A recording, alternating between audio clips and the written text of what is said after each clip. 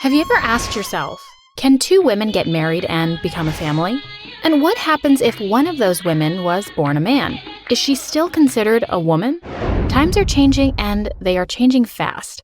And with over 7.7 billion people living on this planet, it is impossible to find one answer that represents us all, even in a vastly interconnected world. During the last 40 years, the world has undergone a vast and complex process of social, economic, and technological integration, with far-reaching implications on different cultures, faiths, and traditions across the globe.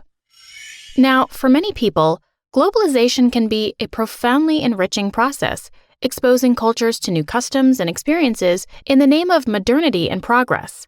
For others, though, it has a dark side, a form of liberal and capitalist expansion that has spread Western values throughout the world and imposed the cultural, political, and economic dominance of developed Western countries over the values, traditions, and decision-making of smaller, less powerful nations like Sudan.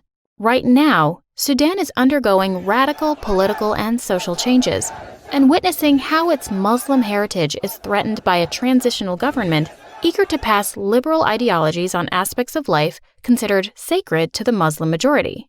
These changes, which include allowing consumption of alcohol, scrapping the apostasy law, and opening doors for easing restrictions of sexual relations outside of marriage, are fueled by the Western-influenced international community who is pressuring the current government to impose the ideals of the universal human rights on the Sudanese people.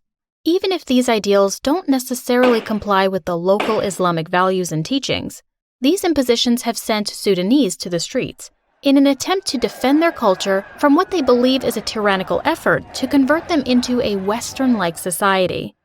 Like Sudan, other Islamic nations are also struggling to protect their own traditions from this powerful and sometimes oppressing wave of Western imperialism, a culture that in many ways has failed to live up to its own standards, and which promotes secular values like transgenderism, legalization of abortion, decriminalization of sexual intercourse outside of marriage, and decriminalization of same-sex practices.